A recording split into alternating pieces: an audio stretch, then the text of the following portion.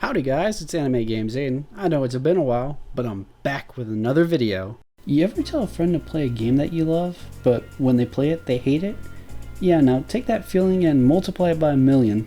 This has happened to me on multiple occasions. I'll hype a game up to my friends, they'll play it, hate it, and return it to the local GameStop. So I decided to make my list of the 5 games I like, but other people seem to dislike.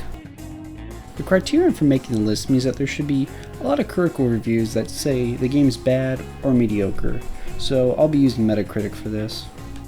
I'll also be including games that, while they had a good critical reception, I've heard a lot of people talk bad about. A good example of a game like this is The Last of Us 2. It had a great critical reception, but it heavily divided its audience.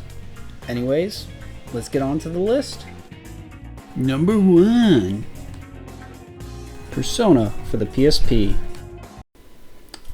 I'm sure many of you are shocked to see this game on this list, as it does have decent critical reviews, but this is a heavily debated game in the SMT community. I've heard a lot of people say this game is just horrible, but I don't really think so. A lot of people seem to have problems with the encounter rate and the quote-unquote bad story. But honestly, the encounter rate's high because you need that EXP. And if it really starts to bug you, you can just use the Estoma skill. But I mean, high encounter rates is a staple of most SMT games to begin with. And while the story is bad, it honestly kind of reminds me of a cheesy 80s 90s OVA, which I actually kind of like. While the story's not Shakespeare, it was never bad enough to make me want to turn off the game. In fact, I actually kind of found it fitting for the atmosphere. Overall, I feel a majority of the negative reviews come from people who have experienced the newer games, 3, 4, and 5, and so when they come back to play this, they're polarized by how different it is. If you can forget all about Persona 3, 4, and 5, and just experience this game for itself, I think you'll find it's a lot more fun than you thought. Number 2!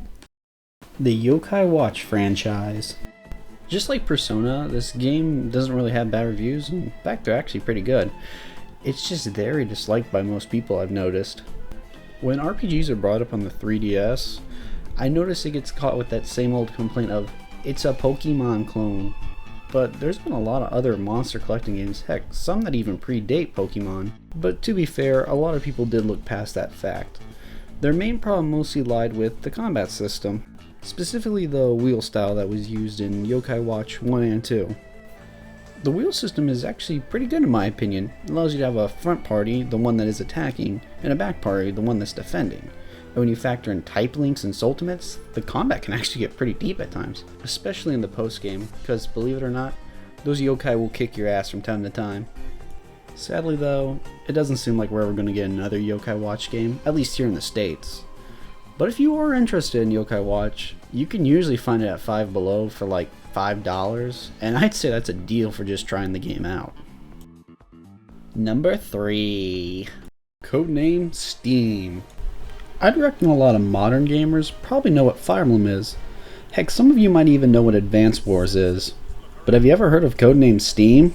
Well, Codename Steam was actually made by Intelligent Systems, the creators of Fire Emblem and Advance Wars. But it plays very differently than those two games. In fact, it's more like a mixture of Valkyria Chronicles and XCOM, if you can imagine that. You use Steam to move around the map in a third-person view. This is where I think it's kind of similar to Valkyria Chronicles. But when it's the enemy turn, you can actually fight back using your remaining Steam, which reminds me of Overwatch from XCOM. A lot of the criticism I saw this game get was that it's hard, which I find kind of confusing. Don't get me wrong, this game is challenging, but it was never hard enough that I thought, I can't do this.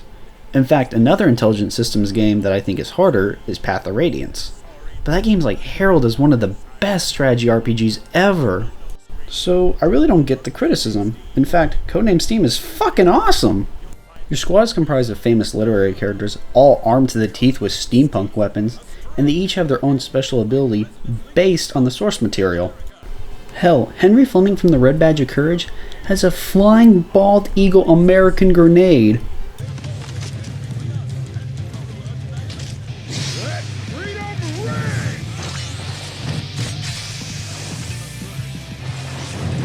Nice and easy. The game also features Randolph Carter, from the Cthulhu mythos by H.P. Lovecraft. If you own a 3DS, and want to play one of the most patriotic strategy games ever made, I would definitely suggest giving Codename Steam a shot. Number 4. Mimana, Chronicles for the PSP. So what's weird about this one is I actually don't have a lot to say, which is really weird because this is the game that made me want to do this video.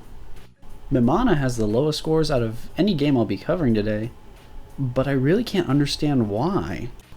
It's an okay game, to be honest. I mean, the combat's good, the dubbing is really good, featuring both Laura Bailey and Johnny Young Bosch.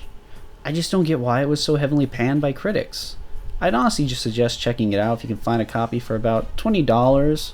I see that it sometimes goes for $200, but I found mine for $20, so I think it's possible. Number 5.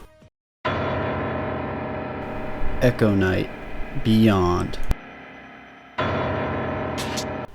Well, this is an interesting game to talk about. It's actually the third Echo Knight game in the Echo Knight franchise, which, interestingly enough, was also made by the same guys who made Dark Souls, yeah. From Software. I always thought that was kind of interesting. But this game doesn't even really play like Dark Souls. In fact, it actually plays more like an old PC point-and-click game, but if you made a horror survival one. When this game came out in 2004, it was up against some stiff competition. This is the year Silent Hill 4 and Vampire the Masquerade released. But it's still a good game. The game is really slow-paced, like watching paint dry slow-paced, but I feel like that was part of the point, and it helps build suspense as you're wandering through this abandoned space station, looking for key items to solve puzzles. But honestly, if it being really slow-paced is a turn-off for you, I can understand.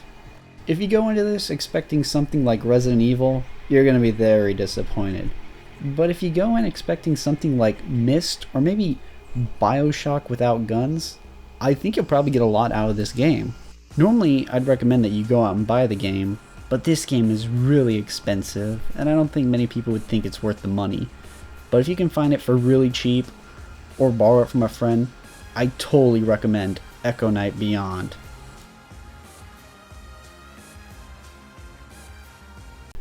Well, those are the 5 games I like, but other people seem to dislike.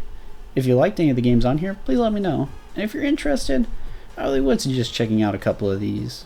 As always, like and subscribe, and I'll see you in the next video, which should be about 6 months from now.